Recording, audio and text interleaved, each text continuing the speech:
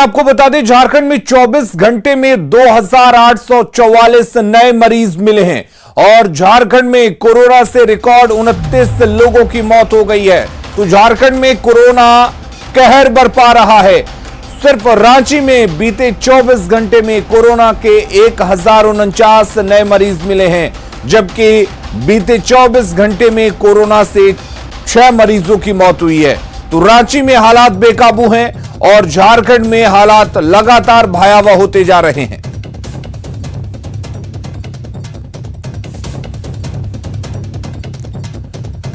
आपको बता दें कि पिछले 24 घंटे में झारखंड में कोरोना से रिकॉर्ड 29 लोगों की मौत हुई है। अगर रांची की बात करें तो 24 घंटे में 1049 केस मिले, जबकि सिर्फ रांची में 24 घंटे में 6 कोरोना मरीजों की मौत हुई है। इसके साथ ही 24 घंटे में 2844 नए मरीज मिले हैं। कुल मिलाकर झारखंड में कोरोना की रफ्तार बेकाबू होती जा रही है। रोजाना आंकड़े बढ़ते जा रहे हैं, हालात बद से बदतर होते जा रहे हैं और लोगों से लगातार अपील की जा रही है कि लोग सावधानी बरतें। लेकिन शायद ये लोगों की ही लापरवाही है कि हालात बेकाबू हो रहे हैं। और झारखंड में पिछले 5 दिनों में कोरोना संक्रमण की बात करें तो हर बढ़ते दिन के साथ कोरोना संक्रमण के आंकड़े बढ़ते जा रहे हैं। 9 अप्रैल को 1925 कोरोना संक्रमित मिले, 10 अप्रैल को 2373 संक्रमित मिलते हैं और वहीं 11 अप्रैल को 2296 नए मामले सामने आते हैं और इस तरह से 12 अप्रैल को यह आंकड़ा बढ़कर 2366 तक पहुंच जाता है और 13 अप्रैल को हालात और बद से बदतर हो जाते हैं। 2844 नए मरीज मिलते हैं। और इधर रांची सदर अस्पताल में इलाज के अभाव में एक कोविड मरीज की मौत हो गई। आरोप है कि मरीज को बेड नहीं मिला, यानी कोरोना ने नहीं बल्कि बद इंतजामी ने मरीज की जान ले ली, जिसे स्वास्थ्य मंत्री ने भी स्वीकार किया। देखिए ये रिपोर्ट। चलिए यही पे मरे हैं तड़प तड़प के। डॉक्टर आधा घंटा चिल्लाया कोई नहीं आया।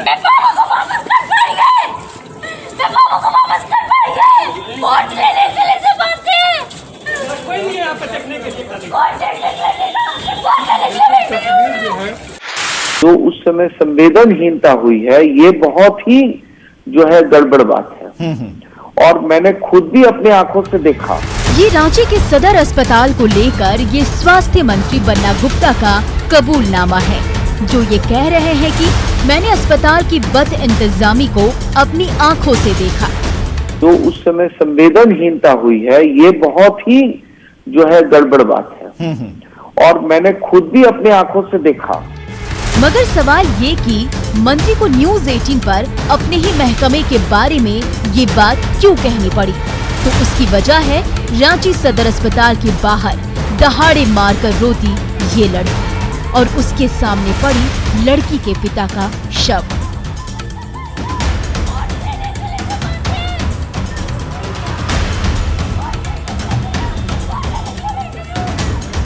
हुआ ये, हजारीबाग की रहने वाली इस लड़की के पिता को कोरोना होने पर इलाज के लिए रांची लाया गया था, मगर आरोप है कि उन्हें सदर अस्पताल में ना बेड मिला, ना ही उनका इलाज हुआ, जिससे उनकी मौत हो गई। जो जानकारी आ रही है कि ये वही जगह है। इस वक्त जो आप देख रहे हैं, जिस तरह से यहाँ एम्बुलेंस खड़ी है, उस वक्त भी इसी तरह से एम्बुलेंस में पवन गुप्ता को लाया गया था। बहुत देर तक परिजन उन्हें स्ट्रेचर पर रखने के बाद अंदर जाने के लिए परेशान रहे, डॉक्टरों से मिन्नतें करते रहे, हाथ जोड़ते रहे, लेकिन जब तक ये पूरी प्रक्रिया चलती तब तक शायद देर हो चुकी थी और जब उन्हें अंदर ले जाया गया उसके बाद डॉक्टरों ने उन्हें मृत घोषित कर दिया। जिस वक्त ये लड़की ये आरोप लगा रही थी, स्वास्थ्य मंत्री बन्ना गुप्ता सदर अस्पताल का निरीक्षण कर रहे थे। मंत्री के बारे में पता चलने पर लड़की और आग बबूला हो गई, तरह तरह के आरोप लगाने लगी।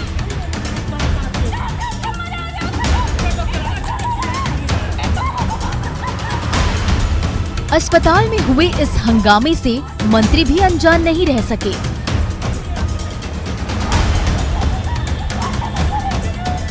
रांची सदर अस्पताल में उनको लोग ले गए थे।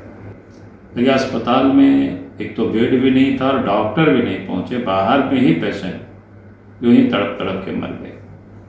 उसके परिवार के लोग वहीं रोते सिलकते रहे, ये कोई देखने वाला नहीं। एक और सरकार कह रही है कि हमारे यहाँ बेड की कमी नहीं है, बेडों की संख्या बता रहे हैं सदर अस्पताल में, रिम्स में, और दूसरी ओर मरीज यूं ही घूम घूम करके बेड के अभाव में बाहर में ही दम तोड़ गए। बड़ा दुख। वहीं बीजेपी विधायक दल के नेता बाबूलाल मरांडी ने भी सरकार पर निशाना साधा। झारखंड में कोरोना रोकथाम को लेकर भले ही सरकार गंभीर हो, लेकिन सरकारी अधिकारियों की लापरवाही आम लोगों के लिए जान पर भारी पड़ रही है।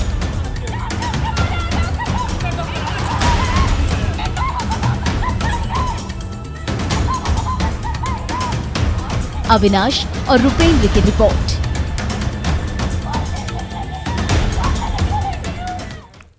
और कोविड-19 को लेकर कांग्रेस विधायक इरफान अंसारी ने स्वास्थ्य मंत्री बन्ना गुप्ता पर निशाना साधा है। उन्होंने कहा कि जब कोरोना वायरस फैल रहा था तभी आपने अस्पतालों में बेड क्यों नहीं बढ़ाया? आखिरकार इतने दिनों तक वे क्या कर रहे थे?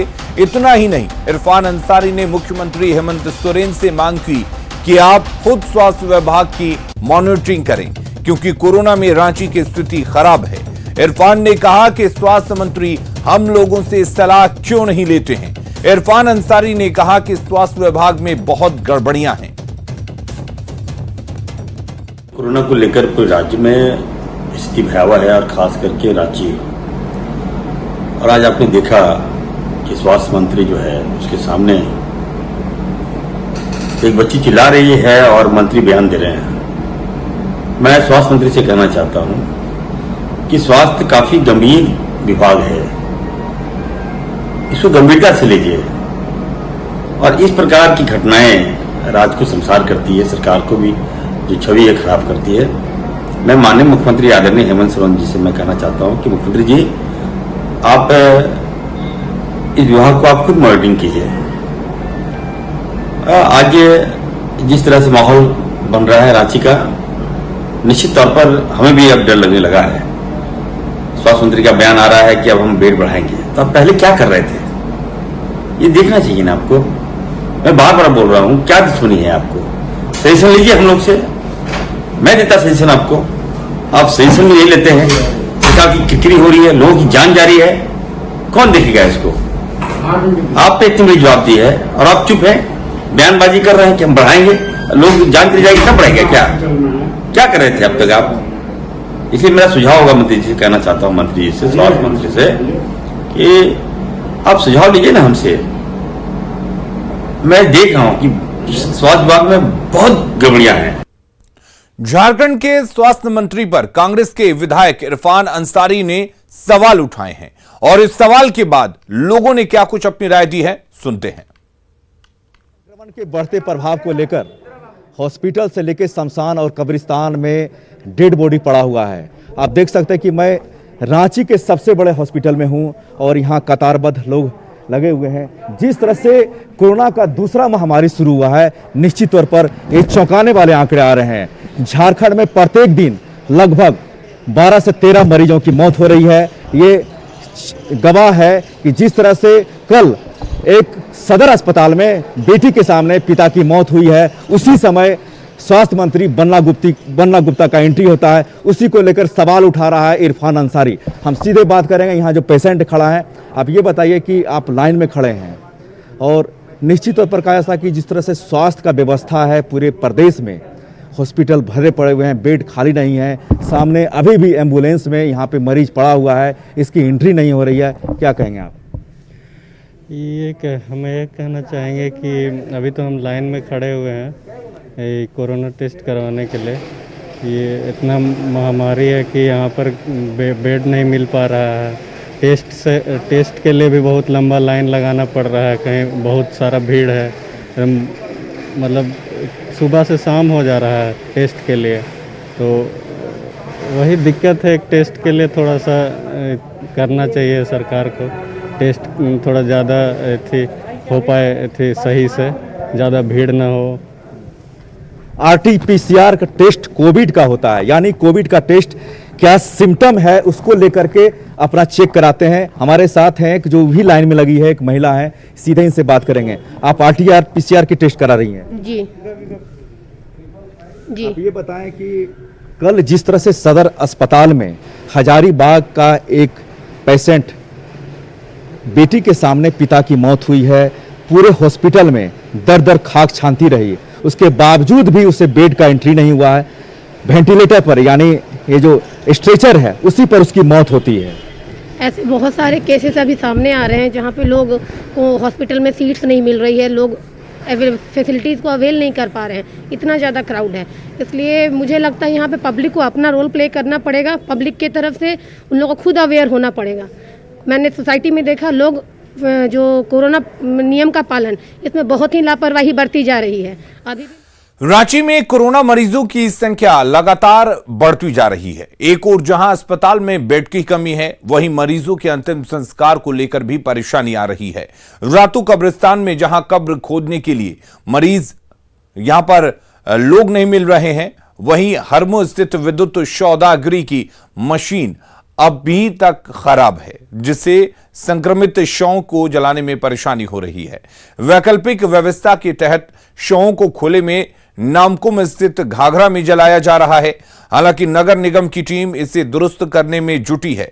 सौदागरी के 2 बर्नर खराब हो गए हैं, जिसे ठीक करने के लिए दिल्ली से टीम बुलाई गई है।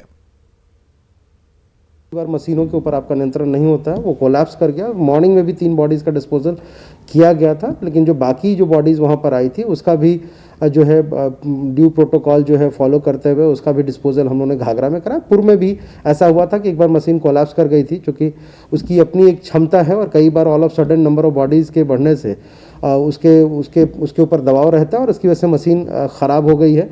अभी भी उसको ठीक करने की कोशिश की जा रही है। 2 दिनों से कई बार हम लोगों ने ट्रायल रन करा है, बट अभी तक हम लोग सक्सेसफुल नहीं हो पाए हैं। दिल्ली से एक टीम जो है आ रही है। इस साल पिछले साल के मुकाबले में काफ़ी मौतें हो रही हैं और अंजुमन इस्लामिया के अंदर में रातू रोड कब्रिस्तान में जो सबसे बड़ा कब्रिस्तान है, वहाँ रोज़ाना 10, 12, 14, 18 तक मैयत दफनाए जा रहे हैं, जो पिछले साल के मुकाबले में 10 गुना ज़्यादा है।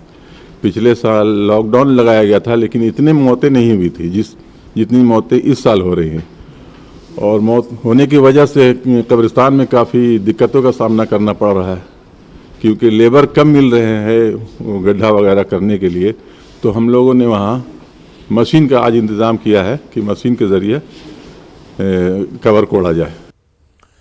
रांची के घाघरा स्थित शमशान घाट में पिछले 3 दिनों में 80 शवों का अंतिम संस्कार किया गया है। मंगलवार को दिन में 18 शवों का दाह संस्कार किया गया, तो वहीं देर रात तक 10 संक्रमित शवों का अंतिम संस्कार किया गया। यानी मंगलवार को कुल 28 शवों का अंतिम संस्कार घाघरा शमशान घाट पर हुआ। जब तक हरमू मुक्तिधाम दुरुस्त नहीं हो जाता, तब तक कोविड से मरने वालों के पार्थिव शरीर का अंतिम संस्कार यहीं पर कराया जाएगा। देखिए संवाददाता निरंजन की रिपोर्ट। कोरोना संक्रमण के बढ़ते प्रभाव को लेकर के शमशान घाट से कब्रिस्तान तक का स्थिति देखा जा सकता है। मैं इस वक्त घाघरा शमशान घाट में मौजूद हूं। यहां पे पिछले 3 दिन में 80 संक्रमित लाशों को जलाया गया है। जिला प्रशासन से लेकर नगर निगम के द्वारा यहाँ पे सारी व्यवस्था की गई है। आप देख सकते हैं तस्वीरों के माध्यम से यहाँ पे जनरेटर भी लगाया गया है और लकड़ी की व्यवस्था भी की गई है। अंतिम संस्कार में किसी भी तरह का कोई बाधा उत्पन्न ना हो, उसको लेकर के पूरी तरह से जिला प्रशासन से लेकर नगर निगम मुस्तैद है। हरमू मुक्तिधाम में किसी तकनीकी खराबी की वजह से यहाँ पर वैकल्पिक व्यवस्था की गई है, ताकि जो अंतिम संस्कार है उसमें किसी तरह का कोई बाधा नहीं हो। कैमरामैन संजीव तिवारी के साथ निरंजन, न्यूज़ 18 रांची। कोरोना के चलते एक बार फिर बड़ी संख्या में लोग घर लौट रहे हैं। गोड्डा में बसों के जरिए भारी संख्या में लोग आ रहे हैं। ओडिशा से लोग आ रहे हैं। स्थानीय लोगों के मुताबिक जो लोग घर लौट रहे हैं वो कोरोना के प्रति लापरवाह हैं, ना मास्क पहनते हैं और ना ही सोशल डिस्टेंसिंग का ख्याल रखा जाता है। बस वाले को पूछा कि आप कहां से आ रहे हैं, तो बोला उड़ीसा से।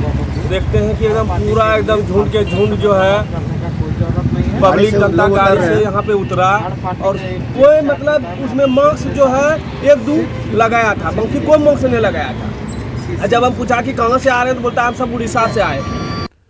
चतरा के टंडवा में टीपीसी उग्रवादियों ने जमकर उत्पात मचाया है। कोयला लदे 2 हाईवा को आग के हवाले कर वहां से फरार हो गए। आपको बता दें कि उग्रवादियों ने पर्चा भी छोड़ा है, जिसमें घटना के प्रति पूरी तरह से जिम्मेदारी लेने की बात का भी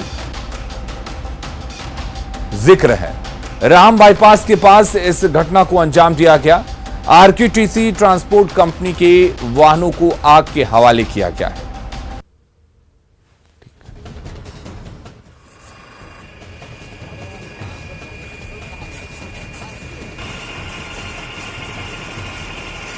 तो 2 हाईवा को आग के हवाले कर दिया गया और वहीं पर पर्चा छोड़कर जिम्मेवारी भी ली गई। आरकेटीसी ट्रांसपोर्ट की ये गाड़ी है और राहम बाईपास के पास इस घटना को अंजाम दिया गया। और अंकित हमारे साथ जुड़े हुए हैं। अंकित, क्या माना जाए, यहां पर फिर से चतरा में एक बार नक्सली अपना सिर उठाने लगे हैं? जी बिल्कुल अलीम, यह घटना रात्रि लगभग 2 बजे की है। सीसीएल के अम्रपाली से कोयला ढुलाई में लगी आरकेटीसी ट्रांसपोर्टिंग कंपनी की कोयला लोडेड 2 हाईवा को उग्रवादियों ने फूका है। उग्रवादियों ने हाईवा में बैठे ड्राइवर को नीचे उतारा, उसके बाद दोनों हाईवा को आग के हवाले कर दिया है। साथ ही अलीम उन्होंने एक पर्चा भी छोड़ा है, जिसमें टीपीसी संगठन के लोगों ने इस घटना की जिम्मेदारी अपने कंधे पर लिया है। चलिए अंकित, तो बहुत बहुत शुक्रिया आपका तमाम जानकारी देने के लिए। खबरें लगातार जारी हैं, आप बने रहिए न्यूज़ 18 बिहार झारखंड के साथ।